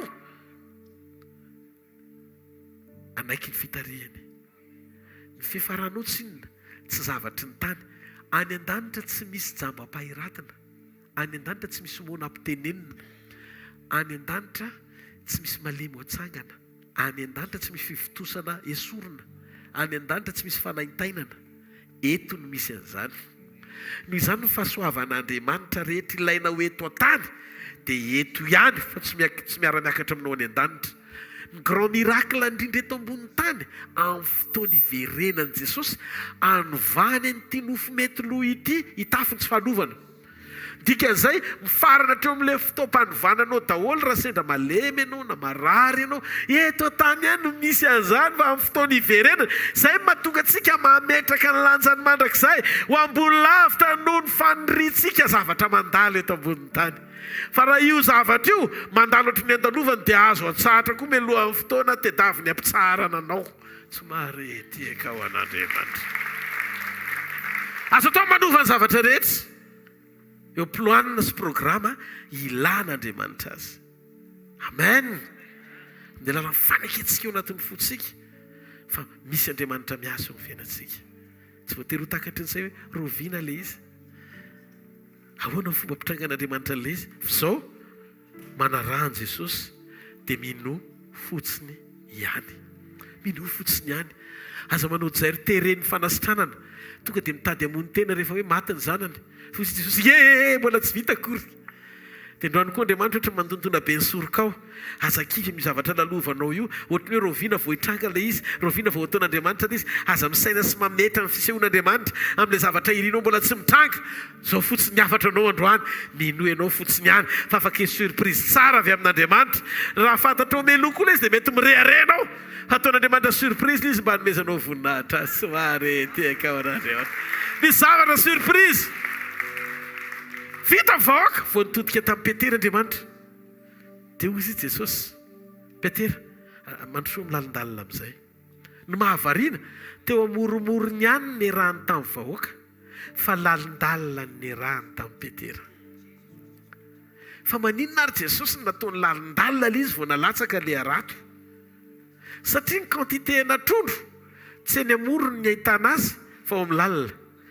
Zao ihany koa ny alehibe natrondro koa any amin'ny lalina ny ahitana angezy fa tsy eo amorony. Mandanonareo rehefa mandeha maniaka fa ny amoromorony eny pirina, fa ny anatinatiny eny amin'ny lalina trozina. Marina sa tsy marina? Noho izany raha ianao tia hita zavatra goavana, miaraha lalina amin'Andriamanitra. Miaraha lalina amin'Andriamanitra. Za mahita fa androany be dia be ny olona ovangin'Andriamanitra ny fomba tsy takatry ny saina amin'ny fiainany. Ary noko fa tia ny takariva ilainao indrindra satria hihetsika eo amin'ny fiainanao Andriamanitra. Azao tehaka mafy be ho an'Andriamanitra. Ataovy tena mafy ho an'Andriamanitra. Firy ny finaritra amin'ny tenin'Andriamanitra, vokasen'Andriamanitra amin'ny fiainany. Te hafa mafy amin'ny mpanjaka sy tompony tompo. Averena ho any tenin'Andriamanitra. Hoaniko ny tenin'Andriamanitra. Iainako ny tenin'Andriamanitra. Amen. Tahorintsika aloha rehefa avy eo andaintsika ny filazana aorian'izay tsika hivavaka ao anareo.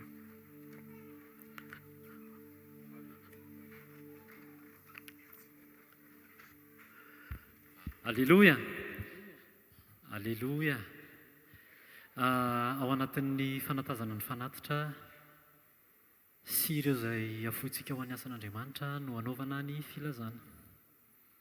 Saotra an'Andriamanitra aloha tsika fa vita soamantsara ny mini croisade izay natao teo Manandona, teo amin'ny bypass, teo amin'ny toerana izay anaovana ny centre hvkl tamin'ny alahady hariva teo. Andao aloha tsika teka mafy ho an' Jesosy.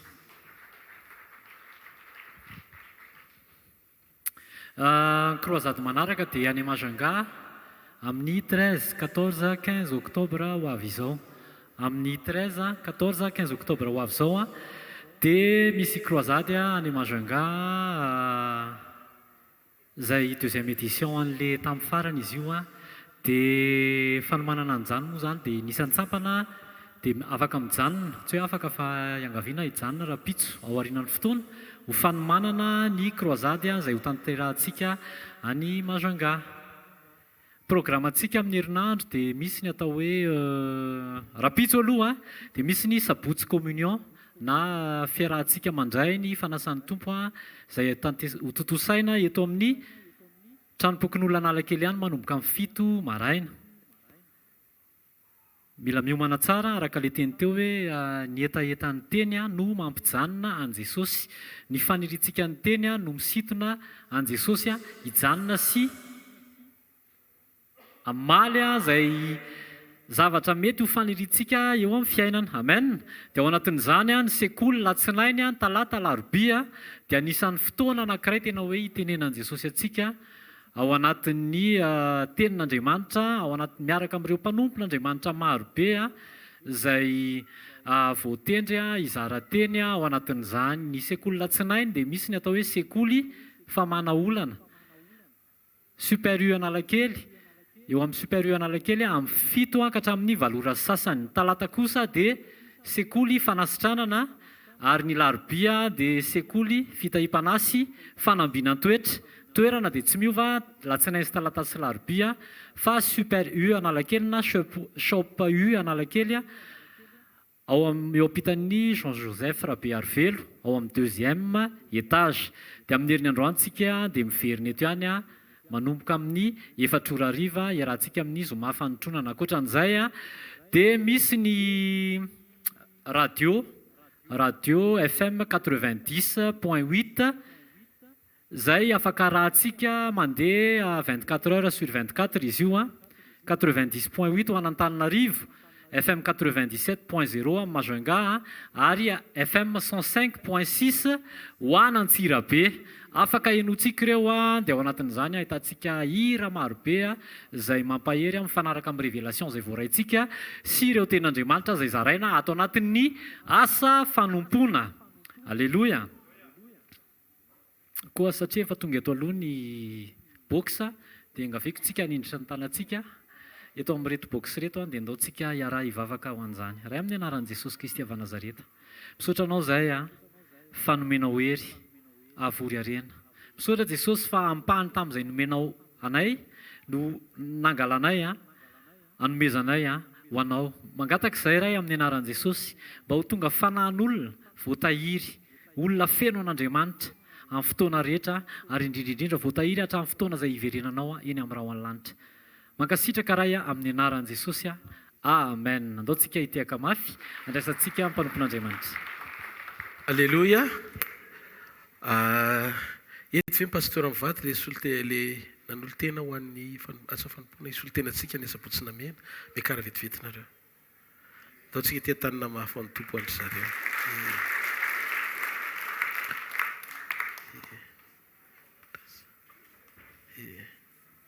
Ndao moa tia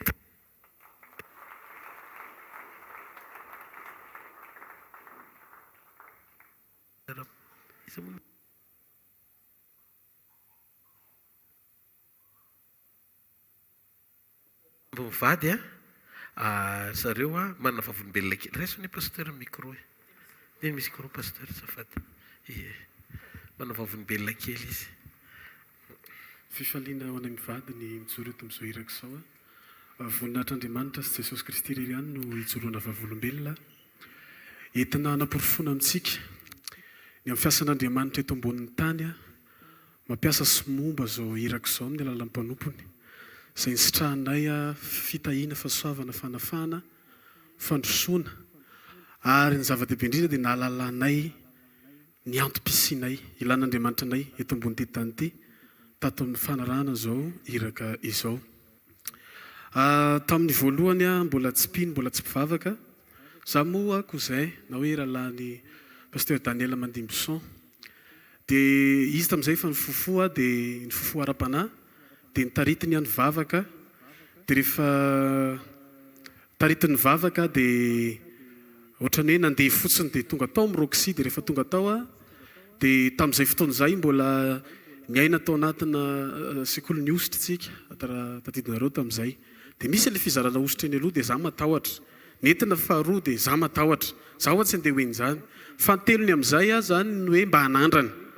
Ny zavatra nitrangana rehefa nanandrana dia tena natsapa tony ohatran'ny tsy olona teto ambonin'ny tany izany tamin'izay fa natsapa zavatra tena nidina tamiko. Tao aorianan'io dia lasa nanomboka tena ny fony ara-panahy. Ary rehefa ny fony ara-panahy dia nanomboka nitsiry tato an-tsainy izany hoe tena hivavaka.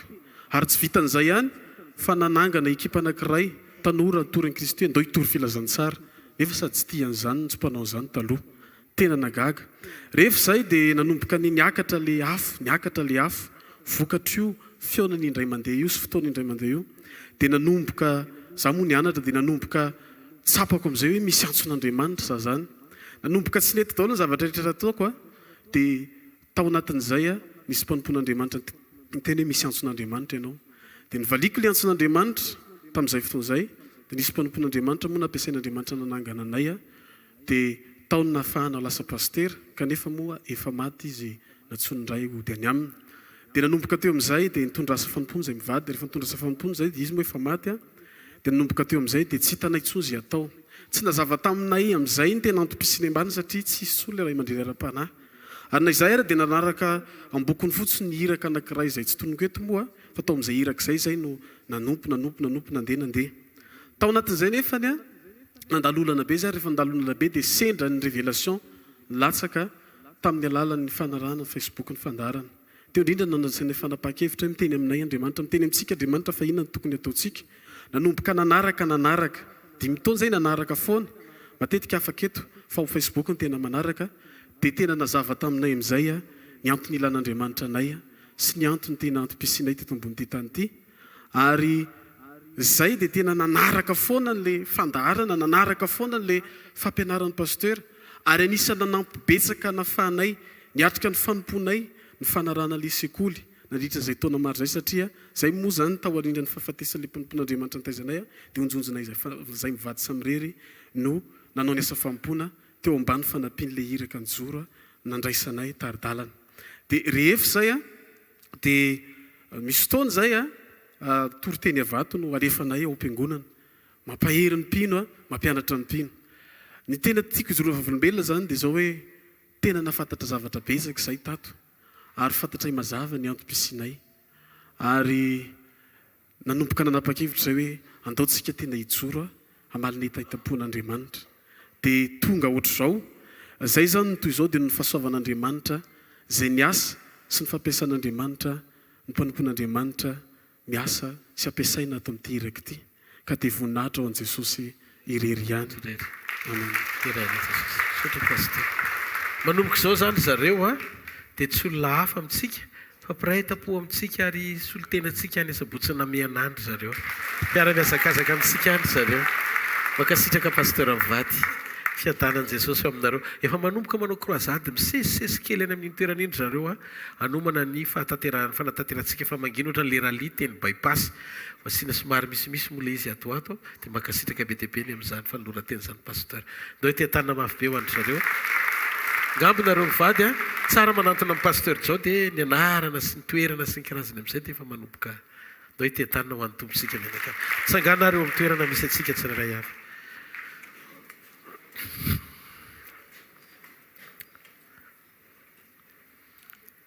Mahino an'Andriamanitra hoe hiasa mahery androany hariva. Raha eto ianao tena mananantoka fa Jesosy ny atongavantsika eto dia jereo ny zavatra ataon'Andriamanitra. Tsy mifidy Jesosy na olona ny alavitra any any Pôlandy kasihan'Andriamanitra. Zany ny profo hoe Andriamanitra no mikasika ny olona fa tsy olona. Ary natoina io teny io no miasa, afaka miasa ho azy ny teny na tsy misy olona aza ampiasainy. Fandroany hariva sokafo ny tenin'Andriamanitra ny any anatinao dia manana antoka fa afaka hetsika ny fanan'Andriamanitra hikasika anao androany. Izay zavatra rehetra tsy nety hatramin'izay azo faranan'izany amin'ny takarivo ity. Tenenao Andriamanitra, tonga Jesosy mandray izay avy aminao androany. Eo amin'ny fanahiko, eo amin'ny aiko, eo amin'ny tenako iray manontolo. Ianao ny ilaiko Jesosy. Ianao ny iriko satria ianao mimpamonjy aho. Vonjeo aho Jesosy io. Averen'izay vonjeo aho Jesosy io. Kasio ny fiainako. Mitoera eo amin'ny fiainako. Vai aho Jesosy. Amin'ny takarivo ity fantatro fa eto Andriamanitra ary ny fitiavan'Andriamanitra dia afaka ahafatsika misitraka ilay kasika amin'ny tanany malefaka no famindram-pony sy ny fitiavany eo amin'ny fiainanao. Tiaka ianao hifankahita amin'ny Jesosy rery androany. Aza mijery iza le olona ampiasainy eny aloha na iza ny olona afaka hitondra an'ilay teny eny aloha. Ianao sy Jesosy rery ny tiako hifankahita androany. Raiso mikasika Jesosy androany. Fa mahafantatra anao izy. Sokafo ny fonao dia mitenena aminy androany. Tia sy ny fiainako rehetra Jesosy. Ho aiza moa tsy manana n'izaniza afa-tsy ianao. Ianao mimpamonjika. Ary fantatra fa tia ahy ianao. Androany hariva Jesosy, mino amin'izao fotoana izao fa hikasika ahy ianao. Hikasika ny fiainako ianao. Hikasika ny fanahiko ianao. Hikasika ny aiko ianao. Hikasika ny tenako ianao. Androany hariva, raiso ny famindram-pon'Andriamanitra. Anananao antoka fa olona voavela helika ianao. Nitiaviny ianao. Ary ndranona latsa nanao anadio anao afaka amin'ny tsy fahamarinana rehetra. Aza manamely tena andro any arivo. Manana toky sy antoka fa afaka iova ny zavatra rehetra. Ninona faratsiana rehetra vitanao. Afaka niova zany amin'izao sekondy itenenako zao. Amin'ny alalan'ny fanapahan-kevitra anankiray izay raisinao ka itenenanao hoe manaiky Andriamanitra eo. Manaiky anao ny sitraponao. Oka ny famindram-pony Iaso ny fiainanao. Oka ny fitiavany korinao anatinao. Raiso ny fanasitranana amin'ny anaran'i Jesosy. Raiso ny fanasitranana amin'ny anaran'i Jesosy. Fanamasonao miasa mahery. Oka ny olona androany andray izany avy aminao. Izay mangiry rehetra sitrano Andriamanitra. Fanaintenana rehetra aoka ho afaka Andriamanitra. Ninona tontolo rehetra tsy avy aminao dia aoka ho afaka izany amin'ny anaran'i Jesosy Kristy avy any Nazareta. Sitrana ianao amin'ny anaran'i Jesosy. Sitrana ho ahy ianao amin'ny anaran'i Jesosy. Sitrana ianao amin'ny anaran'i Jesosy. Apetrao amin'ny faritra marary ny tananao dia mandraisa fanasitranana avy amin'Andriamanitra. Na maso, na tenda, na tratra, na nify, na ativava, na sinizita, na fivotosany io, na iza anatin'ny lohany, na any amin'ny tendany, na any amin'ny nono, na any anaty tratra na avokafoka, na tsinay, na sarakaty pancréas, na aty, na rein, vo, lamosina, tôlan-damosina, na hernie discale, na inona anaran'izany, na arthrose, na arthrite, ninona karazana retina rehetra mety tsy voatono ny vavaka androany, na any amin'ny tongotra ao zany, na any amin'ny ozatra ao zany, misy fiainana amin'ny anaran'i Jesosy avy any Nazareta. Aoka ho afaka ianao amin'izao fotoana izao. Aoka ho velona ny sofina maty. Tahaka ilay vavolombelona teo rehefa nakany amin'ny dokotera, izay zavatra tokony operena iny novain'Andriamanitra, lasa tsy mino opération fa nisitrany Jesosy amin'izao. Dia raisiko ny anjara fanasitrananao io tosi-draby akamidiny io stable amin'ny anaran'i Jesosy. Ninona zavatra rehetra tsy normal ao anatinao, na diabeta, na tsy fantatra hoe inona cellule cancéreuse, aoka ho afaka izany, na any amin'ny raha zany, na any amin'ny tovy zany, na iza raiso. Wow! Tena raiko Andriamanitra hoe hanao zavatra androany alina. Miteny amiko Andriamanitra misy famoronana hono androany. Misy famoronana, tena famoronana. Le aizina mihitsy novaina zao ho tonga mazava amin'izay. Ho apetaka Andriamanitra ao anatinao tova vaovao. Raiso amin'ny anaran'i Jesosy avy any Nazareta. Ny alalan'ny herin'ny tenin'Andriamanitra, ny famonjena vita Jesosy roa arivo taona lasa. Satria mbola ilainy ianao dia tsara ianao mbola velona, mena tombonandro satria hanompo an'Andriamanitra. Raiso ny fahafahanao misitraka mikasika Andriamanitra, ahafahanao mandroso amin'ny fanompona azy. Amin'ny anaran'i Jesosy Kristy avy any Nazareta. Afofany amin'ny lanitra tanao dia misaora azy amin'ny fonao manontolo. Saotra raiko ny amin'ny fitiavana sy ny famindram-ponao. Mankasitraka sy mamay voninahitra anao izay ny amin'ny fitiavanao. Dia iranao izay fa mendrika ianao, mpanjakana ianao sady tomponay. Mandrakizay ny fiandriananao amin'ny anaran'i Jesosy. Misaotra tompo, misaora azy fa sitrany ianao. Misaora azy fa afaka ianao. Aza misaina ohatry ny olona marary zany. Hafa ny teo aloha, efa zava-baovao no mitrango izao. Dia manana fanantenana fa nikasika Andriamanitra anao dia ambony lavitra noho ny fanafian'ny fahavalo sy ny aretina anao mitambatra. Efa tanteraka amin'ny fanafana sy famonjenanao. Tena misaotra Jesosy. Vita ny zavatra rehetra, mety ny zavatra rehetra, manana anao amin'ny anaran'i Jesosy Kristy avy any Nazareta. Amen. Amen. Ty hafa mafy an'Andriamanitra. Halleluja. Alohan'ny tsodrano dia anao zavatra, misy concert ho ataony pepeshaina. Dia niantso manokana izy mba ho amin'ny mba fahafahan'izay afaka mandray anjara amin'izany. Dia misy billet etsy ao ivelany ao, responsable eto avy any amin'izareo etsy ivelany etsy hivarotra billet amin'izay le hoe famoahana album izay. Dia ataontsika mpitiavana feno izany satria anohanantsika ny asan'Andriamanitra arak'izay zavatra rehetra hoe ao am-ponao amin'ny fanjakan'Andriamanitra mba ahafanao mandray anjara amin'izany. Ndao tsika tia tanina mafy be ho an'ny tompo ohatrany koa zanakitsika rehetra atao anatiny rehefa hanao zavatra ka mokalboma dia faly be tsika mandray anjara amin'izany mba ho fampandrosoana amin'ny fanjakan'Andriamanitra amin'ny ataon'izy ireo indrindrindrindra. Ndao tia tanina mafy be ho an'ny tompo. Halleloja. Ao avelany ao misy an'izay hoe hivarotra an'izay bia izay dia ataovy azo antoka hoe mahazo ianao sao dia tsy ampy ndray mitoerana dia manjary tsy mahazo ianao anatin'izay fotoam-piakofana izay izay ho ataony tsy tadidiko hoe izy ilay toerana fa anaty bia ilay izy. Amen. Hitantsika tsirairay avy Andriamanitra. Wow.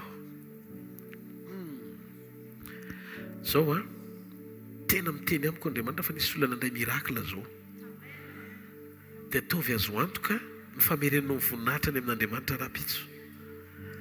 Raha mbola misy renao mbola tsy tanteraka araka ny tokony ho izy, aza manamely tena fa miasa amin'ny fiainanao Andriamanitra. Mizara foana izy isaky ny fanatrehany. Teneno akaikinao mizara foana izy isaky ny fanatrehany. Dia jereo masony akaikinao aizany tsy ho azony io ianao. Ianao ilay mandrosindroso lava io manantena azy lava io. Ho tratra ny kasika io foana ny nefa ranao. Tongava matetika eo anio mihaino tenin'Andriamanitra. Vita ny zavatra rehetra. Dia afa mafeo an'Andriamanitra. Halleluja. Raha isonsodrano izay tononoko amin'ny anaran'i Jesosy. Hitanareo ny Jehovah ka hiaro anareo. Ampamirapirana ny tavany aminareo ny Jehovah ka mindra fo aminareo. Anandratra ny tavany aminareo ny Jehovah ka menareo fiadanana. Amin'ny anaran-dray sy ny zanaka ary ny fanahy masina. Amen. Zareo fahasoavana fa ny fahasoavan'Andriamanitra amin'ny maty izao fa ny fahasoavan'Andriamanitra amin'ny maty izao anareo. Amen. Veloma tompoko raha-pitsy maraindray